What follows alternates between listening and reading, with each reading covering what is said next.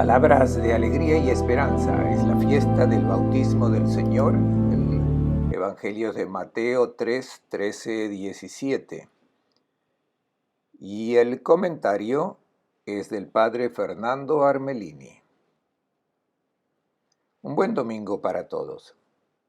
Será útil introducir el texto evangélico de hoy con una breve presentación del lugar al cual el texto se refiere, pues tiene un significado teológico, y esto sucede a menudo en la Biblia.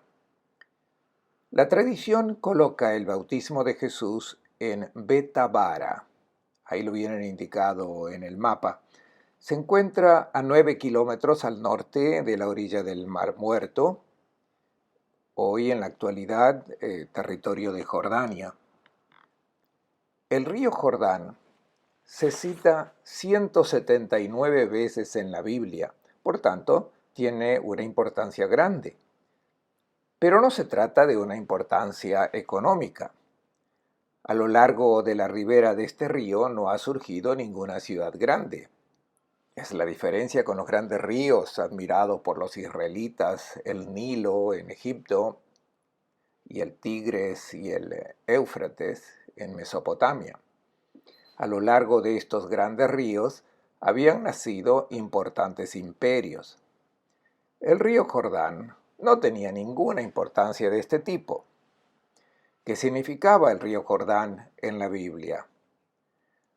Tenía la importancia de señalar una frontera entre la tierra pagana idolátrica y la tierra de la libertad. ¿Qué hacía el Bautista? Predicaba la conversión, a reconocerse pecadores. Luego bautizaba a aquellos que acudían a él.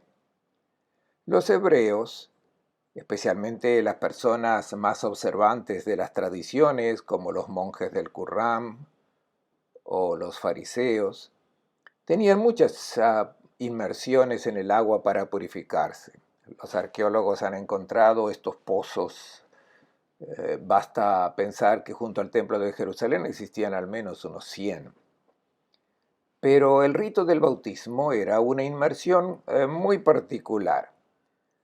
Tenía el significado simbólico de hacer desaparecer a la persona anterior como si estuviera muerta. Luego, del agua nacía una persona nueva. Este rito se hacía, por ejemplo, cuando un pagano se hacía hebreo. Declaraba que renunciaba al culto de la divinidad pagana, profesaba la fe en el único Dios, luego si era varón era circuncidado y luego era bautizado. Quería decir que el hombre anterior, el pagano, es como si nunca hubiera existido y del agua nacía un judío. Lo extraño de eso es que Juan llamaba a ser bautizados no a los paganos, sino a gente de su pueblo, aquellos que siendo hijos de Abraham consideraban que ya habían obtenido la salvación y se sentían bien, libres, ya habían alcanzado la tierra prometida. El Bautista cuestionaba esta creencia. No han llegado aún a la tierra prometida, están todavía en el mundo pagano. Por tanto, les pedía lo siguiente: regresen a la tierra pagana, porque deben hacer un nuevo éxodo, deben volver a pasar el río Jordán antes de entrar en la tierra de la verdadera libertad. El evangelista Juan dice que toda la Judea acudía al Bautista. Regresaba al otro lado del Jordán, en la tierra de la esclavitud. Y este gesto servía para hacer tomar conciencia que tenían necesidad de pensar en otra tierra prometida, aquella a la que el Bautista había indicado, habría introducido al pueblo a la tierra de la verdadera libertad. Es por esto que cuando los fariseos y los saduceos acuden al Bautista, los cuales no querían dejarse bautizar, no sentían esta necesidad porque no tenían conciencia de ser todavía esclavos. Y el Bautista los ataca, les dice: raza de víboras, ¿quién les ha enseñado a escapar de la condena que llega? No piensen que basta con decir: nuestro padre es Abraham, pues yo les digo que de estas piedras puede sacar Dios hijos para Abraham. Mateo 3, 7 al 9. Debían darse cuenta de su condición de esclavitud, no de una esclavitud material, porque luego, aunque estaban sujetos al Imperio Romano, sino de una esclavitud que les impedía ser realmente personas, esclavos de las propias pasiones, del propio orgullo, de las propias maldades, de la infidelidad a la Torá y a la palabra de los profetas. Todo esto hace esclavo a la persona y hay necesidad de tomar conciencia de esta realidad, de este hecho. En este contexto cultural y religioso, Jesús deja Nazaret, baja a Batabara para hacerse bautizar por Juan. Es el comienzo de la vida pública de Jesús que Mateo narra comenzando con el capítulo 3. Todos los evangelistas comienzan la vida pública de Jesús con el bautismo, cuando Jesús acude a Betabara para dejarse bautizar por Juan. El Evangelio de Mateo presenta a Jesús al final del capítulo 2, cuando de Egipto van a Nazaret con sus padres, más o menos con 2 años, y luego en el capítulo 3 Jesús entra en escena cuando tiene 34 años. Por tanto, han pasado 32 años entre el final del capítulo 2 y el comienzo del capítulo 3. ¿Qué pasa? ¿Qué ha pasado en estos 34 años de la vida de Jesús? Nunca lo sabremos. Los evangelios apócrifos han intentado responder a nuestra curiosidad inventando muchos episodios que no son muy conocidos, pero que no son importantes para nuestra fe. Solo nos interesa el tiempo cuando Jesús se presentó al mundo públicamente para darnos la verdadera imagen de Dios y de la persona cabal, completa. Lo extraño es que Jesús acuda a Betabara para hacerse bautizar. Luego, después del bautismo, no regresará más a Nazaret, sino que iniciará su vida pública en Cafarnaún. Pero lo extraño es que acuda para hacerse bautizar, pues nadie habría esperado un Mesías que reconociese ser pecador, que acudiese al Bautista para unirse a todos los demás pecadores, para convertirse. No.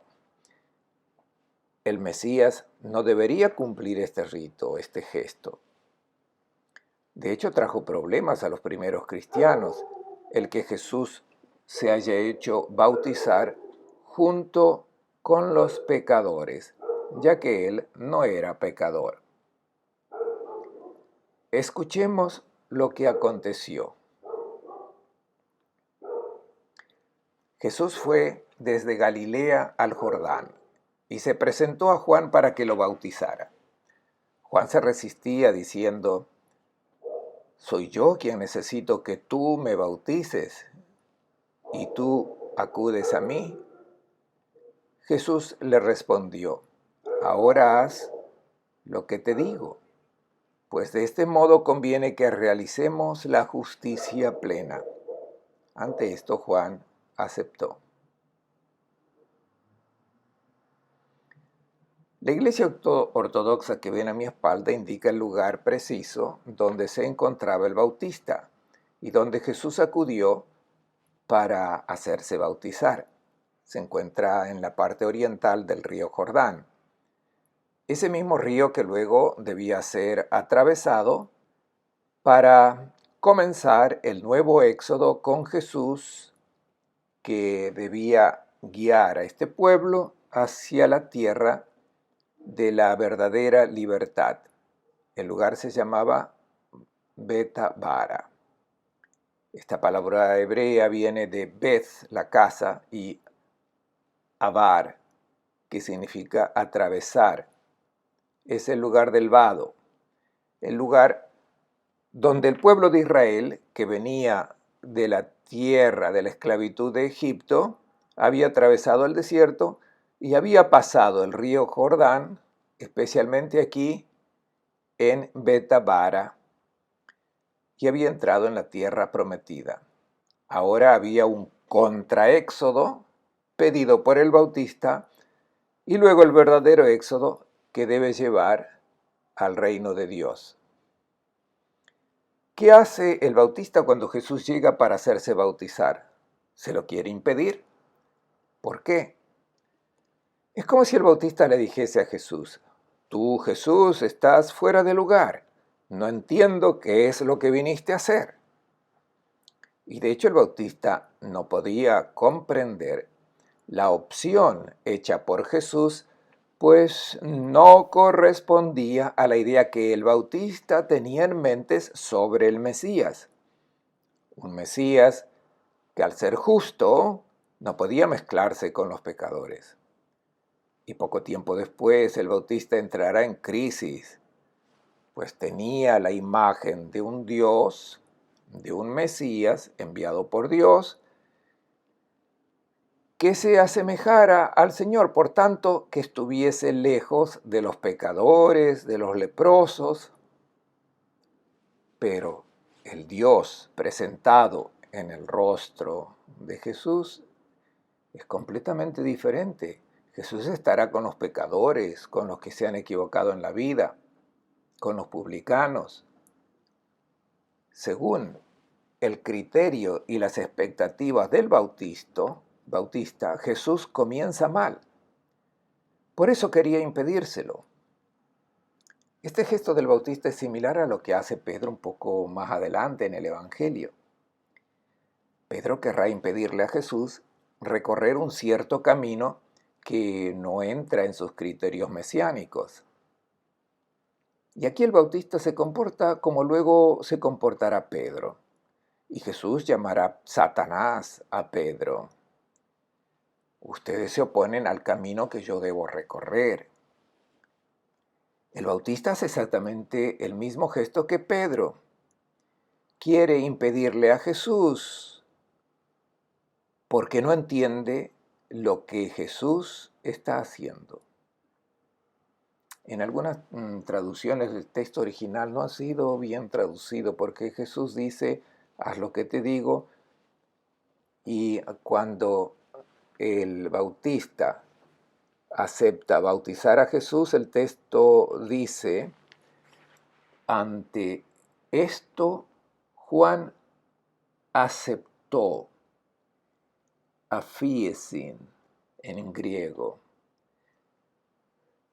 lo dejó. Es una expresión que aparece 2 veces en el Evangelio de Mateo.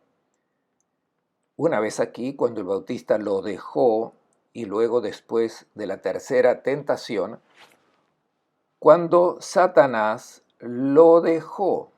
No consiguió que Jesús aceptara su propuesta. No es que entonces que Juan aceptó, sino que Juan lo dejó. Así es como si el Bautista lo quisiese llevar a aceptar sus criterios de justicia. Y como no puede, luego el Bautista lo deja a Jesús y acepta que Jesús cumpla con su justicia, que no es la de los criterios de justicia que el Bautista tenía en mente: cortar los árboles que no dan fruto, quemar la paja en el fuego eterno, etc. Por tanto, la separación de los buenos y de los malos. Pues no. Ahora entra la nueva justicia, que es la total gratuidad del amor de Dios que Jesús revelará durante toda su vida pública. ¿Qué es lo que el Bautista no comprendía? No comprendía lo que ya el Antiguo Testamento había comenzado a revelar. Y es que Dios está siempre con su pueblo, de manera incondicional. Esto se realizará en plenitud con Jesús, que es el Emmanuel, Dios con nosotros. Pero ya en el Antiguo Testamento, se mostraba este amor incondicional de Dios que caminaba con su pueblo.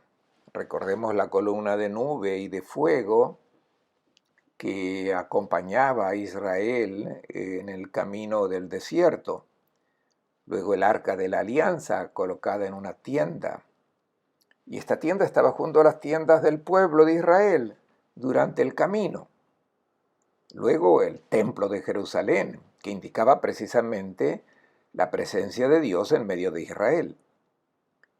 Y cuando este pueblo sea deportado en Mesopotamia, el profeta Ezequiel ve a querubines que toman el arca de la alianza, que es la señal de la presencia de Dios, y esta arca es llevada a la cima del monte de los olivos, y de allí sale para oriente, porque Dios no puede estar lejos de su pueblo. Si el pueblo es deportado, también Dios va a estar junto con su pueblo. Y nuevamente el profeta Ezequiel verá esta arca que regresa a Jerusalén junto con su pueblo. Escuchemos ahora lo que sucede cuando Jesús sale del agua del río Jordán.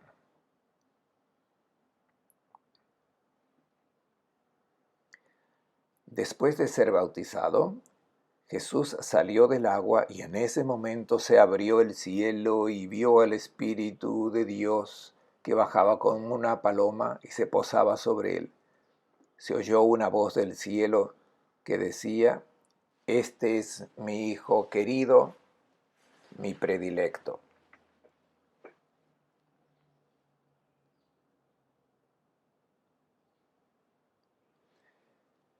Para explicar lo sucedido durante el bautismo de Jesús, el evangelista Mateo emplea 3 imágenes bíblicas.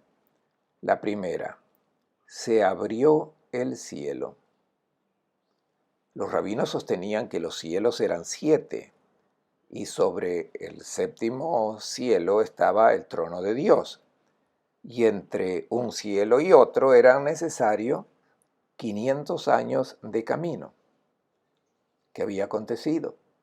Que en los últimos siglos antes de Cristo, el pueblo tenía la sensación de que Dios hubiese cerrado estos 7 cielos, cerrados con llave, pues pensaban que Dios ya no quería saber nada con su pueblo. El pueblo había sido infiel, no habían escuchado a los profetas, y ahora Dios se había cansado y no había enviado a otros profetas para hacer oír su voz. Dice el Salmo 74, «No tenemos un profeta, ninguno de nosotros sabe hasta cuándo». Salmo 74, 9. No sabemos hasta cuánto durará este silencio de Dios que tanto nos angustia. También el profeta Daniel que dice: «No tenemos jefe, ni profeta, ni lugar para ofrecerte holocaustos». ¿Cuándo acabará este silencio de Dios? Y esperaban que de alguna manera Dios volviese a mostrar su rostro. Estaban arrepentidos de su pecado. Hiciste una hermosa oración que hace referencia claramente al texto del evangelista Mateo en esta apertura de los cielos que estaban cerrados. Esta oración del pueblo angustiado se encuentra en el capítulo 63 de Isaías, cuando la gente se encuentra en estas situaciones angustiantes, se vuelven al cielo y piden a Dios. Es una hermosa oración. Le dicen a Dios: «Mira en qué situación nos encontramos. Estabas enojado y nosotros fracasamos. Todos estábamos contaminados. Nos ocultabas tu rostro. Y sin embargo, Señor, tú eres nuestro Padre, nosotros la arcilla y tú el alfarero. Somos todo obras de tus manos». Es la primera vez en la Biblia que Dios es invocado como Padre. Los hebreos no llamaban a Dios Padre, sí lo hacían los paganos. Los hebreos tenían ya su padre, Abraham, los patriarcas eran sus padres. En la oración no se invocaba a Dios como Padre. Es la primera vez que Dios es llamado Padre. Tú eres nuestro Padre. Abraham no sabe de nosotros. Israel no nos conoce. Tú, Señor, eres nuestro Padre. ¿Por qué nos extravías lejos de tus caminos y endureces nuestro corazón para que no te respete? Es el texto de Isaías 63, 16, 17. Es como decirle a Dios, también tú, Dios, tienes un poco de culpa, debes estar atento como Padre para ver lo que nos conviene. Nadie invocaba tu nombre ni se esforzaba por aferrarse a ti, porque nos ocultabas tu rostro y nos entregabas al poder de nuestra culpa. Isaías 64, 6. Y ahora la invocación, ojalá rasgases el cielo y bajases. Isaías 63, 19. Y sin embargo, Señor, tú eres nuestro Padre, nosotros la arcilla y tú el alfarero. Somos todos obras de tu mano. Isaías 64, 7. Es una hermosa oración en que el pueblo invoca al Señor para que rasgue el cielo. Lo que el evangelista Mateo quiere decir es que cuando Jesús ha comenzado su vida pública con el bautismo, cuando salió del agua, estos cielos se rasgaron. El evangelista Marcos emplea un verbo muy fuerte, schizomai, que quiere decir desgarrado, roto, quebrantado.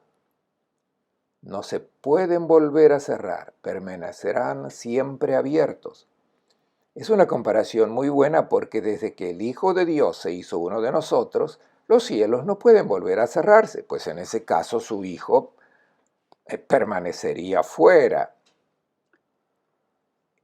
Ese Hijo que se ha hecho uno con este pueblo que es pecador y que comete errores. La puerta de la casa del Padre permanecerá eternamente abierta de par en par para recoger a todos sus hijos e hijas. Nadie será excluido. La segunda imagen que es empleada. Jesús ve el Espíritu de Dios bajar como una paloma y posarse sobre él. No dice que es una paloma que ha venido del cielo. No. Es el Espíritu, esa fuerza divina, esta vida divina que Jesús posee en plenitud, y será la que lo guiará durante toda su vida. Jesús no recibe órdenes del exterior, las recibe de su identidad divina, esa vida que luego nos comunicará a nosotros. Es la misma vida que Jesús trajo al mundo y nosotros recibimos la indicación de cómo vivir, ya no más de nuestros instintos, sino de la vida divina que está en nosotros. Este espíritu ha bajado como paloma. ¿Qué significa esta comparación? Es una imagen bíblica, no es una paloma que vuela. La imagen del espíritu que es como paloma. El primer recuerdo que tenemos de la paloma en la Biblia es la del diluvio, cuando se estableció nuevamente la armonía entre el cielo y la tierra, se estableció la paz. Ahora está con nosotros el Emmanuel, el Dios con nosotros. La segunda aplicación que tiene la paloma deriva del hecho que la paloma es tierna. El Espíritu de Dios que baja en plenitud en Jesús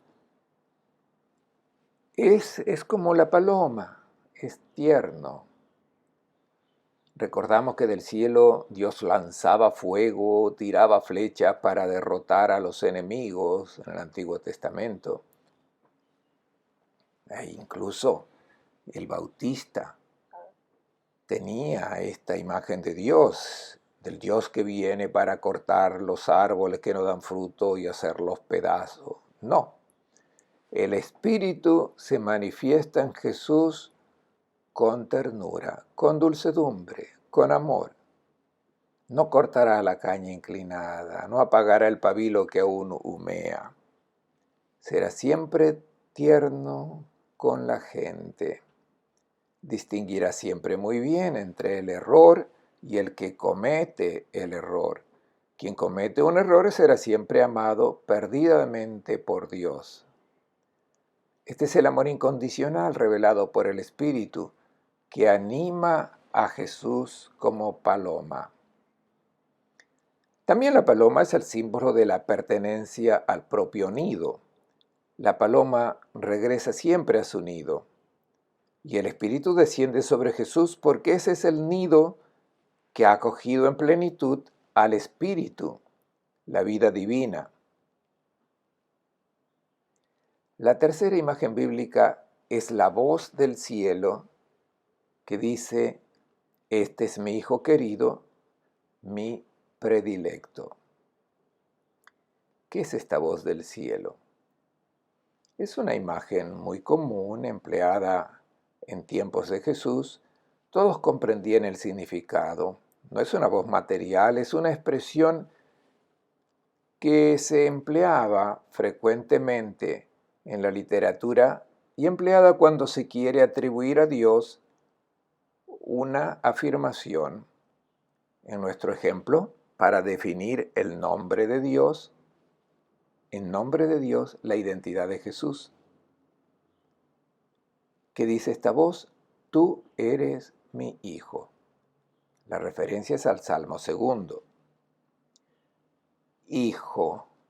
Cuando en la cultura semítica se dice que uno es hijo de un cierto padre, más que generado de, se entiende el que se asemeja a, el que se asemeja no solamente en las facciones exteriores, sino especialmente en lo que caracteriza a uno como persona, los valores en que cree, las opciones morales, la manera de pensar, de hablar, de comportarse.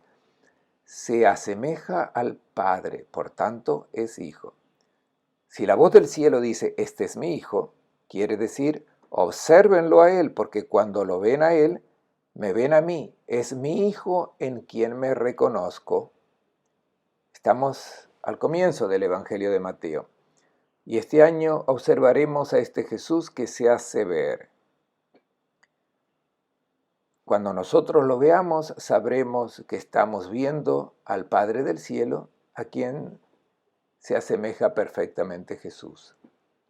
Es el predilecto. La referencia es a Isaac. Abraham tuvo 2 hijos, pero y uno, Isaac, fue el predilecto.